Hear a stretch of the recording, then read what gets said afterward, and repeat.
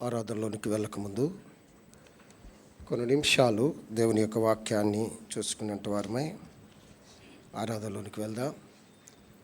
అపొస్తలుడైన పౌలు గలతీయులకు రాసిన పత్రిక 2వ అధ్యాయం. అపొస్తలుడైన పౌలు గలతీయులకు రాసిన పత్రిక 2వ అధ్యాయము 20వ వచనం అందరం కలిపి చదువుకుందాం. గలతీయులకు రాసిన పత్రిక 2వ అధ్యాయము 20వ వచనం అందరం కలిసి చదువుదాం. నేను క్రీస్తుతో కూడా సిలువ వేయబడి ఉన్నాను. ఇకను జీవించువాడను నేను కాను, క్రీస్తే నా యందు జీవించుచున్నాడు. నేనిప్పుడు శరీరమందు జీవించుచున్న జీవితము నన్ను ప్రేమించి నా కొరకు తను తాను అప్పగించుకున్న దేవుని కుమారుని యందలి విశ్వాసము వలన జీవించుచున్నాను. ప్రార్థన చేసుకుందాం. ప్రేమగల తండ్రి, అత్యంత కృప కనికరము కలిగిన దేవా, నమ్మదగిన వాడా, ఈ యొక్క ఉదయ కాలంలో నేను ఆరాధించడానికే తీసుకొచ్చిన మా ప్రియ బిడ్డలందరిని బట్టి కూడా నీకు వందనాలు. చదవబడిన వాక్యము ద్వారా మాతో మీరు మాట్లాడి నిన్ను ఆత్మతో సత్యమతో ఆరాధించలాగిన మమ్మల్ని సిద్ధపరచమని కోరుతున్నా. వాటిని కూర్చున్న వారందరికన్నా తెలుపులను నీ సిలువ చాటున దాసి ఈ వాక్యముతో మమ్మల్ని సంధించి ప్రభా ఆత్మ పనులుగా మమ్మల్ని సిద్ధపరిచి ఆరాధించే భాగ్యం మాకు దయచేయమని కోరుతున్నాం. దినదినము నిన్ను స్తుతించడం వలన మా స్థితి, మా పరిస్థితి మారేదిగా ఉంది నాయన. అటువంటి తండ్రి ఆరాధన, యోగ్యకరమైన ఆరాధన నీకు చేయలాగున నన్ను మా ప్రాణాత్మదేహాలను స్వాధీనపరచుకోమని కోరుతున్నాను. అంధకార శక్తుల యొక్క ప్రభావం నుండి మమ్మల్ని దూరపరిచి నీ యొక్క సన్నిధి సంతోషముతో మేము అనుభవించలాగున మీరు సిద్ధపరచమని యేసుక్రీస్తు వారి యొక్క శ్రేష్టమైన నామంలో ప్రార్థించి వేడుకొంచున్నాము తండ్రి.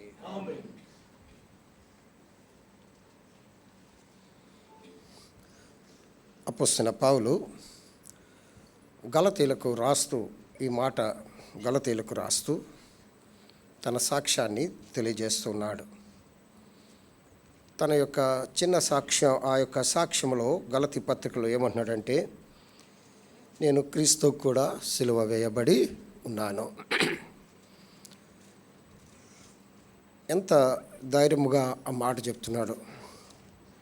ఆ మార్గంలో ఉన్నవారిని హింసించిన సౌలు పౌలుగా మారిన తర్వాత ఆయన చెప్తున్న ఒక గొప్ప స్టేట్మెంట్ ఏంటంటే, నేను క్రీస్తు కూడా సిలువ వేయబడి ఉన్నాను. నేను క్రీస్తు కూడా సిలువ వేయబడినా. తర్వాత ఏమంటున్నాడంటే, ఇకను జీవించువాడను నేను కాదు. ఏదో నేను భౌతికముగా నా శరీరం ఈ మధ్య జీవించేది, కానీ నా ఆత్మ దేవునితో ఏకమై ఉంది అని చెబుతూ క్రీస్తే నా యందు జీవించుచున్నాడు. ఎంత మంచి మాట అండి. క్రీస్తే నా యందు జీవిస్తున్నాడు. క్రీస్తే మన యందు జీవించినట్లయితే మనం ఆయన ఆరాధించే వారంగా ఉంటాం, ఆయన మహిమపరిచే వారంగా ఉంటాం. మన యందు క్రీస్తు జీవించాలి. క్రీస్తు జీవించకపోతే ఆయన ఇంకాను మృతుల్లో మనం వెతికిన వారంగా ఉంటాం. ఆయన పునరుద్ధానమును మనము అంగీకరించలేని వారంగా ఉంటాం. ఆయన పునరుద్ధానాన్ని మనము సిగ్గుపరిచినట్టు వారంగా ఉంటాం. క్రీస్తు నా యందు జీవించుచున్నాడు. క్రీస్తుని యందు జీవిస్తే నువ్వు ఆరాధిస్తావు. క్రీస్తుని యందు జీవిస్తే నువ్వు ఆయనను ప్రతి క్షణము ఆయనను మహిమపరుస్తావు. క్రీస్తుని యందు జీవించినట్లయితే దినదినము భయము కలిగి దేవుని సన్నిధిలో వణుకుతూ ఉంటావు. క్రీస్తు జీవించకపోతే ఆ దైవ భయం అనేది నీలో రాదు. ఎప్పుడు భయపడుతుండేవాడు పౌలు గారు. క్రీస్తు కొరకు తను తాను నలుగొట్టుకునేవాడు. చెప్తున్నాడు చూడండి, క్రీస్తే నా యందు జీవించుచున్నాడు. నేనిప్పుడు శరీరమందు జీవించుచున్న జీవితము. ఇప్పుడు ఏదైనా జీవించాను అంటే, ఈ శరీరమందు నేను ఏదైనా జీవించాను అంటే అది నేను జీవించే జీవితము కాదు. అక్కడ ఒక మంచి మాట, నన్ను ప్రేమించి నా కొరకు తన్ను తాను అప్పగించుకొనిన దేవుని కుమారుని యందలి విశ్వాసము వలన జీవించి, నన్ను ప్రేమించి. ఈ మాటను మనం ధ్యానం చేస్తాం. మనకి ఈ జీవితము, ఈ ఆత్మీయ జీవితము, లేకపోతే ఈ భాగ్యము, దేవుని సన్నిధి మనకి దొరికిందంటే నన్ను ప్రేమించిన వాడు ఒకరు ఉన్నారు. నన్ను ప్రేమించిన వ్యక్తి ఒకరు ఉన్నారు. ఆ ప్రేమను బట్టే నేను జీవిస్తున్నాను. ఎంతగా దేవుని మార్గమునకు వ్యతిరేకైపోయిన సౌలు పౌలుగా మారిన తర్వాత తన జీవితంలో అంటే నన్ను ప్రేమించిన ఒక వ్యక్తిని నేను కనుక్కున్నాను. నన్ను ప్రేమించిన ఒక వ్యక్తిని నేను కనుగొన్నాను. ఆయన ప్రేమించబట్టి నేను జీవిస్తున్నాను. ఎంత మంచి స్టేట్మెంట్ అండి. ఆయన ప్రేమిస్తున్నాడు కాబట్టే నేను జీవిస్తున్నాను. ఆయన ప్రేమించబట్టే నేను ఉన్నాను. ఆయన ప్రేమను బట్టే నేను ఉన్నాను. ప్రేమను వల్ల గమనించండి. ఈ యొక్క నన్ను ప్రేమించి ఏమన్నాడండి? నన్ను ప్రేమించాడు. నా ప్రభు నన్ను ప్రేమించాడు. మన ప్రభు మనల్ని ప్రేమించాడు. ఆ ప్రేమను మనము గుర్తు చేసుకోవాలి. చూడండి, ఎఫెసీయులకు రాసిన పత్రిక 5వ అధ్యాయం 2వ వచనం చదువుతారా? ఎఫెసీయులకు రాసిన పత్రిక 5వ అధ్యాయం 2వ వచనం.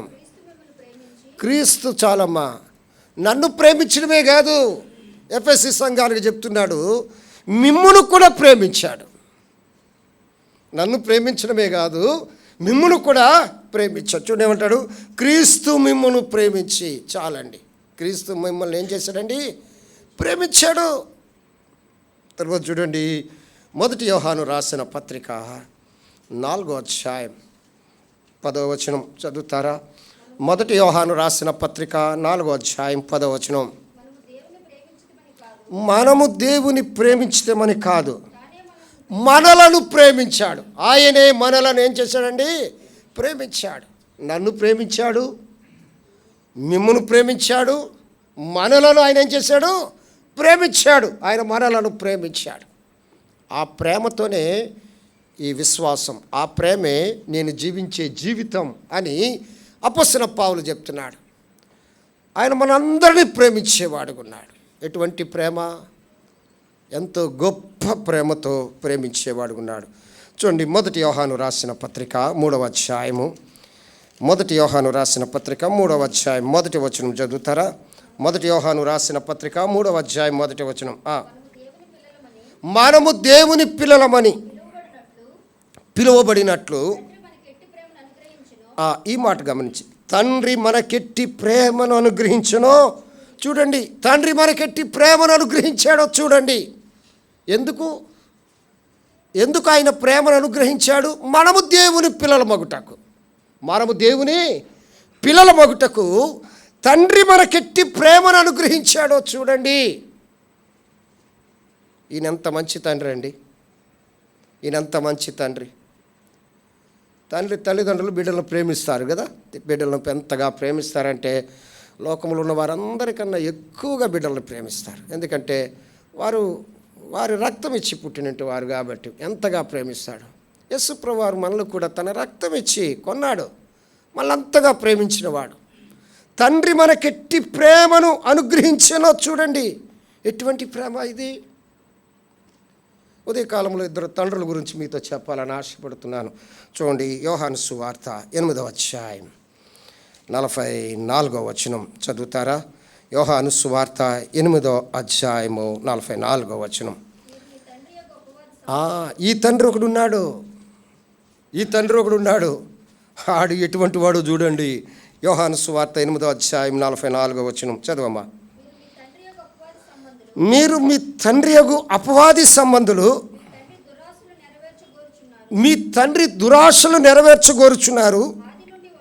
ఆది నుండి వాడు నరహంతకుడై ఉండి సత్యమందు నిలిచిన వాడు కాడు. వాని యందు ఏమీ లేదు, సత్యమే లేదు. వాడు అబద్ధమాడినప్పుడు వాడు అబద్ధికుడును అబద్ధమునకు జనకుడై ఉన్నాడు. ఒక తండ్రి ఉన్నాడు. ఈ తండ్రి చాలా చెడ్డ తండ్రి. ఒక తండ్రి ఉన్నాడు. ఆ తండ్రి చాలా మంచి తండ్రి. ఈ తండ్రి ఎటువంటి వాడంటే ఏమిటండి? అపవాది. ఈ తండ్రి ఎవరండి? అపవాది. వాడేం చేస్తున్నాడు? దురాశలను నెరవేర్చేవాడు. మన శరీరమందు ఒకప్పుడు మనము దురాశలను నెరవేర్చుకునేవారము. ఆ చెడ్డ వాటిని మనం ప్రేమించేవారము. ఆ తండ్రి బిడ్డలుగా, సతాను బిడ్డలుగా, అపవాది సంబంధులుగా ఆ తండ్రి యొక్క ఆశలను నెరవేర్చేవారము. పాపమును అలాగే ప్రేమించేవారము, దురాశలను నెరవేర్చేవాడం. ఆ తండ్రి ఎలా ఉన్నాడో తెలుసా? చూడండి, నరహంతకుడట. ఆ తండ్రి ఎవరండి? నరహంతకుడు. అంటే తన పిల్లలను తానే చంపేవాడు, తన పిల్లలను నరకానికి తీసుకెళ్ళేవాడు, తన పిల్లలను శాపానికి గురి చేసేవాడు, తన పిల్లలను మోసము చేసేవాడు, తన పిల్లలను నిత్య నాశనమునకు నడిపించేవాడు ఆ తండ్రి. ఒకప్పుడు మనం ఆ తండ్రి బిడ్డలం కదండి. దురాశలు నెరవేర్చుకునే వారం, అపవిత్ర క్రియలు చేసేనంటి వారము, ఆ తండ్రికి యొక్క ఆశలను నెరవేర్చే వారము కాకుండా వాడితో పాటు నాశనమునకు పోయేవారముగా ఉన్నాం. చూడండి ఏమన్నాడు, చూడండి, వాని యందు సత్యమే లేదు. ఆ తండ్రి ఎటువంటి వాడండి? సత్యాన్ని బోధించేవాడు కాదు. సత్యము వాడిలో లేదు. ఎప్పుడు మనల్ని మోసం చేయడమే. ఎప్పుడు వాడి జీవితంలో క్షణము మనల్ని మోసం చేయడమే. ఒకప్పుడు మన జీవితము ఆ తండ్రి బిడ్డలు లాంటి వారము. ఆ తండ్రి బిడ్డల యొక్క ఆశను మనం నెరవేర్చేవారము. సత్యమే లేదు. వాడు అబద్ధమాడినప్పుడు వాడి స్వభావం ఏంటండి? అబద్ధమే. ఆదిలోనే అబద్ధమాడాడు. మన బ్రతుకు అటువంటిది. తర్వాత చూడండి ఏమంటాడు, అబద్ధమునకు జనకుడట. అంటే అబద్ధాన్ని పుట్టించేవాడు. ఆ తండ్రి కసాయివాడు, ప్రేమ లేనివాడు. ఆ తండ్రిలో ఏమాత్రము జాలి లేదు. నాశనముకి వెళ్ళిపోయిన నవ్వేవాడు, నరకానికి వెళ్ళిపోయిన నవ్వేవాడు, శాపానికి గురైన నవ్వేవాడు, సంతోషించేవాడు. ఒకప్పుడు మనం ఆ తండ్రి బిడ్డలం. ఒకప్పుడు మనం ఆ తండ్రిని వెంబడించినట్టు వారం. వాడితో పాటు నాశనమునకు వెళ్ళిపోతున్నప్పుడు ఇంకొక తండ్రి మనకు అడ్డమొచ్చాడు. చూడండి, 1 యోహాను పత్రిక 3వ అధ్యాయం 1వ వచనములో తండ్రి మనకెట్టి ప్రేమను అనుగ్రహించాడో చూడండి. ఈ తండ్రి ఎటువంటి వాడు? నాశనము చేయడు. ఈ తండ్రి ఎటువంటి వాడు? దురాశలు చేయమని చెప్పేవాడు కాదు. ఈ తండ్రి ఎటువంటి వాడు? నిన్ను ఆశీర్వాదం వైపు నడిపించేవాడు. ఈ తండ్రి ఎటువంటి వాడు? నిన్ను తన కుమారునిగా స్వీకరించి తన స్వాస్యములో చేర్చుకునే తండ్రి. ఆ తండ్రి యొక్క ఆ ప్రేమ, ఆ తండ్రి యొక్క ప్రేమ ఎటువంటిదంటూ మీరు చూడండి అంటున్నాడు. ఒక తండ్రి మనల్ని నాశనానికి నడిపిస్తే ఒక తండ్రి ఆ నాశనము నుండి విడిపించాడు. అందుకే లూకా 19:10 అంటాడు, నశించిన దానిని వెదికి రక్షించుటకు మనిషి కుమారుడు వాడేమో నరహంతకుడు నాశనం వైపు తీసుకెళ్ళిపోతున్నాడు ఆ తండ్రి. ఈ తండ్రి ఏం చేస్తున్నాడంటే నాశనంలో ఉన్న వారిని రక్షించడానికి వచ్చాడు ఈ తండ్రి. అందుకే యోహాను 3:16 అంటాడు, నశింపక నిత్య జీవము పొందినట్లు ఆయనను మన కొరకు, ఆయన తండ్రి ప్రేమ ఎటువంటిదో చూడండి. ఎంత మంచి మాట అండి. మనకెట్టి ప్రేమను అనుగ్రహించులో చూడండి. ఎట్టి ప్రేమ అండి అది. మనం ఏ తండ్రి బిడ్డలం? పరలోక తండ్రి బిడ్డలం. నాశనానికి తీసుకెళ్ళలేదు ఆ తండ్రి. ఎట్టి ప్రేమను అనుగ్రహించినో చూడండి. ఎట్టి ప్రేమ అది, ఎట్టి ప్రేమ. ఇర్మియా 31:3 అంటాడు, శాశ్వతమైన ప్రేమతో నేను నిన్ను ప్రేమించుచున్నాను. శాశ్వతమైన ప్రేమ. అందుకంటున్నాడు అపోస్తలుడైన పౌలు, నన్ను ప్రేమించి, ఈ జీవితము నన్ను ప్రేమించిన వాడి ద్వారా నేను జీవిస్తున్నాను. ఆయనే నన్ను ప్రేమించకపోతే నా జీవితం ఏమైపోదంటే, అదిగో ఇంకొక తండ్రి ఉన్నాడు, వాడి వెనకాల పరిగెట్టాను. వాడి వెనకాల చాలా కాలం పరిగెట్టాను. నా యవన ప్రాయములో మతము కొరకు నిష్ట కలిగిన వాడిగా ఆ తండ్రి వెనకాల పరిగెట్టి, వాడు నరహంతకుడైతే నేను నరహంతకుడిగానే జీవించాను. వాడు హింసకుడైతే నేను హింసకుడిగానే జీవించాను. వాడు అబద్ధికుడైతే నేను అబద్ధికుడిగానే జీవించాను. వాడు మతనిష్ట కలిగిన వాడైతే నేను మతనిష్ట కలిగిన వాడిగానే జీవించాను. వాడు హింసిస్తుంటే నేను హింసించాను. వాడే నన్ను ప్రేమించాడు, ఆ తండ్రే నన్ను ప్రేమించాడు. అపొస్తలుడైన పౌలు చెప్తున్నాడు, ఒకప్పుడు నేను దూషకుడును, అబద్ధికుడును, హింసకుడును, హానికరును. ఒకప్పుడు ఆ తండ్రి యొక్క ఆ తండ్రిని అనుసరించి నడిచాను. ఓ గలతీలారా వినండి. ఇప్పుడు నేను జీవిస్తున్న జీవితం ఏమిటో తెలుసా? నన్ను ప్రేమించిన వాని ద్వారా, నా కొరకు మరణించిన వాని ద్వారా నేను జీవిస్తున్నాను. ఈ మాట పట్టుకుని నువ్వు ఆరాధించలేవా? ప్రభువా, ఒకప్పుడు ఆ తండ్రిని వెంబడించాను, దూరం అయిపోయాను. నువ్వు నన్ను ప్రేమించిన తండ్రి మనకెట్టి ప్రేమను అనుగ్రహించెనో చూడండి. తండ్రి మనకెట్టి ప్రేమను అనుగ్రహించాడండి. తండ్రి మనకెట్టి ప్రేమను అనుగ్రహించాడు. యోహాను సువార్త 3వ అధ్యాయం ఎటువంటి ప్రేమో చూద్దాం. యోహాను సువార్త 13వ అధ్యాయం, క్షమించండి, 1వ వచనం. యోహాను సువార్త 13వ అధ్యాయం 1వ వచనం చదువుతారా? యోహాను సువార్త 13వ అధ్యాయం 1. చదవమ్మా. తాను ఈ లోకము నుండి తండ్రి యొద్దకు వెళ్ళవలసిన గడియ వచ్చినని యేసు పస్కా పండుగకు ముందే ఎరిగిన వాడే.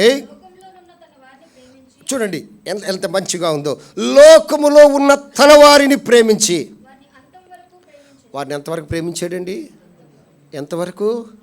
అంతము వరకు, ఆఖరి వరకు. మనమైతే మన ప్రేమలు ఎలా ఉంటాయంటే 1 రోజు 2 రోజులు, మహా అయితే వారం రోజులు బాగుంటే ఏం చేస్తాం?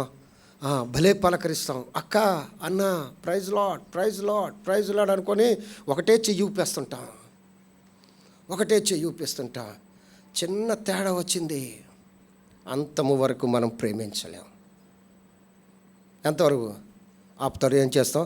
మోకం ఇలా తిప్పేస్తాం, మోకం ఏం తిప్పుతాం. కానీ మన ప్రభు ఆ తండ్రి ప్రేమను చూడండి, అంతము వరకు ప్రేమించాడు. ఎంత మంచి చదువమ్మా. తన వారిని ప్రేమించి వారిని అంతము వరకు ప్రేమించాను. అంతము వరకు అని కింద ఒక మాట ఉంది చూడండి. ఏమోనండి?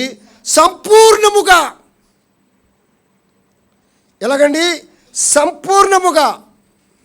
ఎంత సంపూర్ణముగా ప్రేమించాడంటే ఇక అందులో ఏమాత్రము కూడా చూడండి, పాలు ఇప్పుడు ప్యాకెట్లు తెచ్చేసుకుంటున్నాం, పాల ప్యాకెట్లు ఇప్పుడు తెచ్చేసుకుంటున్నాం. ఒకప్పుడు మనం క్యూ కట్టి ఏం చేస్తాం? ఆ గేదె దగ్గర నిలబడి వాడు పీస్తుంటే వాడు పాలు వేస్తున్నప్పుడు ఏం చేస్తాం? వాడు ఏమాత్రం ఇంకా ఇవయ్యా, ఇంకా కొద్ది వెళ్తుంది అంటాం. అర్థమైందా? సంపూర్ణమైన ప్రేమ. తండ్రి మనకెట్టి ప్రేమను ప్రేమించాడో చూడండి.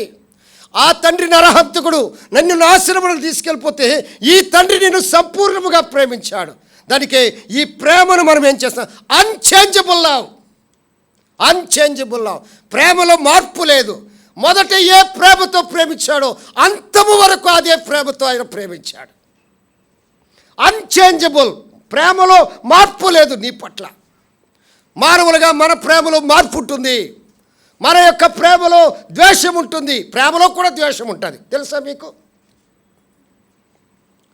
మనం ఎంత మంచోళ్ళం తెలుసండి, ఎంత మంచోళ్ళం తెలుసా? కోపం వస్తే తిట్టేస్తాం, తర్వాత ఏంటి, ప్రేమించి తిట్టానక్క నిన్ను, అంతకు మించి ఇంకేం కాదు, చాలా ఈజీగా తీసుకో అంటాం కదా. అన్చేంజబుల్. ఆయన ప్రేమ సంపూర్ణమైనది. తండ్రి మనకెట్టి ప్రేమను అనుగ్రహించినో చూడండి. వాడు తండ్రి, ప్రభువు తండ్రి. వాడు ఆ తండ్రి మళ్ళీ ప్రేమించలేదు కదా, మళ్ళీ ఎక్కడ తీసుకెళ్ళిపోతున్నాడు? నాశనానికి తీసుకెళ్ళిపోతున్నాడు. ఈయన ప్రేమించి ఎంతగా ప్రేమించాడంటే మనలను సంపూర్ణముగా, ఏ మాత్రము ఇంకా ఆ కొలతలో తేడా లేదు, ఆ ప్రేమలో తేడా లేదు. ఆ ప్రేమ అది ఎంత దైవికమైన ప్రేమ. అందుకే కదా అంటారు, నన్ను ప్రేమించాడు, నా ప్రభువు నన్ను ప్రేమించాడు. అపొస్తలుడైన పౌలు చెప్తున్నాడు. చూడండి, ఎఫెసీయులకు రాసిన పత్రిక 3వ అధ్యాయం 18వ వచనం. ఎఫెసీయులకు రాసిన పత్రిక 3వ అధ్యాయం 18వ వచనం చదువమ్మా. మీరు అంతరంగ పురుషుని యందు శక్తి కలిగి ఆయన ఆత్మ వలన బలపరచబడినట్లుగాను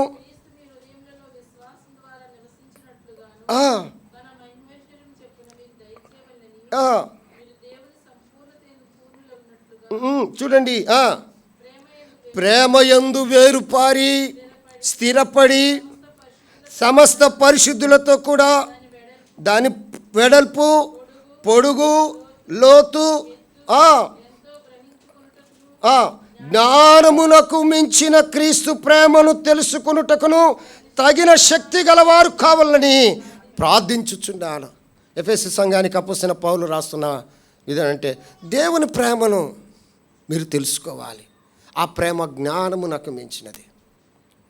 దేవుని ప్రేమ, ఆయన ప్రేమ ఎలా ప్రేమించాడో చూడండి అంటున్న యోహాను గారు. ఆయన ప్రేమ సంపూర్ణమైనది, అన్చేంజబుల్. ఇక్కడ చూసినట్లయితే అన్మెజరబుల్, కొలతలు లేనిది. చూడండి ఎంత మంచిగా ఉందో చూడండి. ఏమంటాడండి? పొడవు, వెడల్పు, పొడవు, ఎత్తు, లోతు ఎంతో గ్రహించాలి మీరు. అన్మెజరబుల్, దానికి కొలతలు లేవు, ఎంతో అన్మెజరబుల్. దేవుని ప్రేమ అటువంటిది.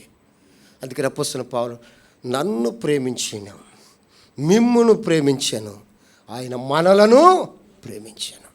నన్ను ప్రేమించాడు. ఒకప్పుడు నా తండ్రి అపవాది, ఇప్పుడు నా తండ్రి నా ప్రభు. ఒకప్పుడు నా తండ్రి నన్ను నాశనం, అపవాది నన్ను నాశనంలోకి తీసుకెళ్ళిపోయాడు. ఇప్పుడు ఈ తండ్రి నన్ను దేవుని గురి వద్దకు నన్ను పరిగెట్టిస్తున్నాడు. గురి వైపు పరిగెడుతున్నాడు. ఆ కిరీటము వైపు నన్ను పరిగెడుతున్నాడు. ఆయన కొరకు శ్రమలైనను, హింసైనను, దుఃఖమైనను ఏదైనా నేను అనుభవించడానికి ఆ ప్రేమ నన్ను బలవంతము చేస్తుంది. ఆ ప్రేమ నన్ను బలవంతం. ఆ తండ్రి వైపే నేను వెళ్తున్నాను అంటున్నాడు. ఇప్పుడు నేను జీవించే జీవితం నాది కాదు, నన్ను ప్రేమించిన వానిని బట్టి అంటున్నాడు. ఈ ప్రేమ ఎటువంటిదండి? కొలతలు లేని ప్రేమ. దేవుడు ఎటువంటి ప్రేమతో మనల్ని పిలిచాడు. కొలతలు లేవు ఈ ప్రేమ. ఈ ప్రేమలో ఏమాత్రము కూడా కొలవడానికి ఏమాత్రం ఇది లేదు. చూడండి, మనము ఒకరికి ఏదైనా ఇస్తే మనం తిరిగిస్తాం. కొలతలు కలిగిన ప్రేమ. అర్థమైందా? ఒక 1/2 డజన్ యాపిల్స్ తీసుకెళ్తే వాళ్ళు బాగోలేనప్పుడు డజన్ యాపిల్ ఇస్తాం. ఇదే కొలతలు. చెయ్యొద్దని కాదు, తీసుకురండి, తప్పలేదు, అది కాదు. మానవుల ప్రేమ అలా ఉంటుంది. కానీ దేవుని ప్రేమ కొలత లేదు. పొడవు ఎంతో, వెడల్పు ఎంతో, లోతు ఎంతో, ఎత్తు ఎంతో, దాన్ని మనము గ్రహించజాలము అంటాడు. 1 యోహాను పత్రిక 4వ అధ్యాయం 10వ వచనం. 1 యోహాను పత్రిక 4వ అధ్యాయం 10వ వచనం. చూడండి, మనము దేవుని ప్రేమించితమని కాదు, తానే మనను ప్రేమించి మన పాపములకు ప్రాయశ్చిత్తమై ఉండుటకు తన కుమారుని పని.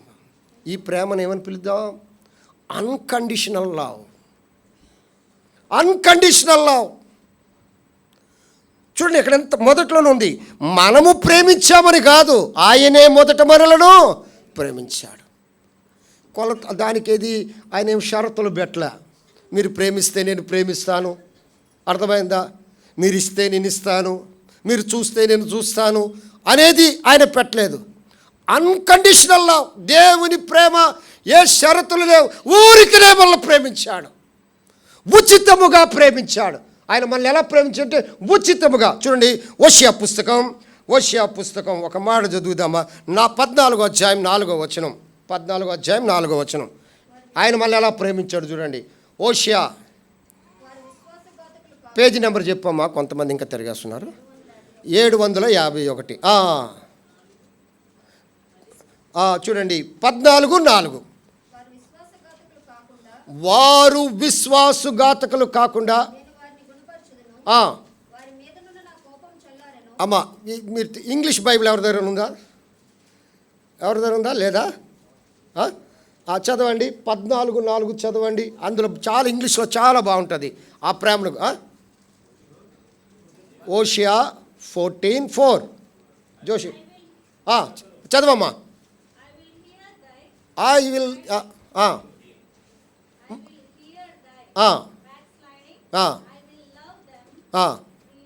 I will love them freely. చాలండి. I will love them freely, ఉచితముగా. ఆయన ప్రేమ అన్కండిషనల్. నువ్వు ఇలా చేస్తే అలా చేస్తాను, నువ్వు తలనీలాలు ఇస్తే నేను నిన్ను ప్రేమిస్తాను, నేను పరలోక రాజ్యానికి ఇస్తాను, నువ్వు టెంకాయ కొడితే, నువ్వు వంకాయ కొడితే నేను నిన్ను ప్రేమిస్తానలే. ఆయన నువ్వు ఎలాగున్నా, నువ్వు ఏ స్థితిలో ఉన్నా దేవుడు నిన్ను ప్రేమించాడు. I will love you freely. నేను నిన్ను ఉచితముగానే ప్రేమిస్తున్నాను. ఎంత ప్రేమ అండి! ఎటువంటి ప్రేమ! ఒకటి, ఆయన ప్రేమ ఎటువంటిదండి? అన్చేంజబుల్, మార్పు లేనిది. రెండవది, ఆయన ప్రేమ ఎటువంటిదండి? అన్మెజరబుల్, కొలతలు లేనివి. మూడవది, ఆయన ప్రేమ ఎటువంటిదండి? అన్కండిషనల్, షరతులు లేక ప్రేమించాడు. అందుకనే 1 యోహాను 3:1 అంటాడు, ఆ తండ్రి మనకెట్టి ప్రేమను అనుగ్రహించెనో చూడండి. అందుకే అపోస్తలుడైన పౌలు చెప్తున్నాడు, నన్ను ప్రేమించాడు, నా ప్రభువు నన్ను ప్రేమించాడు. ఇంకొక వచనం చదువుకుని ఆరాధనలోకి వెళ్దాం. చూడండి, 1 యోహాను రాసిన పత్రిక 4వ అధ్యాయం 16వ వచనం. 1 యోహాను రాసిన పత్రిక 4వ అధ్యాయం 16వ వచనం. మన ఎడల దేవునికున్న ప్రేమను మనము ఎరిగిన వారమై మనము నమ్ముకుని ఉన్నాము. మన ఎడల దేవునికున్న ప్రేమ అన్స్పీకబుల్ లవ్. వర్ణించలేము, ఆ ప్రేమను వర్ణించలేము, వివరించలేము. ప్రభువా, నీ ప్రేమను మేము వర్ణించలేము. అన్స్పీకబుల్, మాటలతో చెప్పలేము. అది అనుభవంతో ఆరాధించడమే. మాటలతో చెప్పాలంటే మాటలు చాలవు. హృదయం దేవుని కుమ్మరించి ప్రభువుని స్తుతించడమే ఆ ప్రేమను మనం వర్ణించడమే. అన్స్పీకబుల్.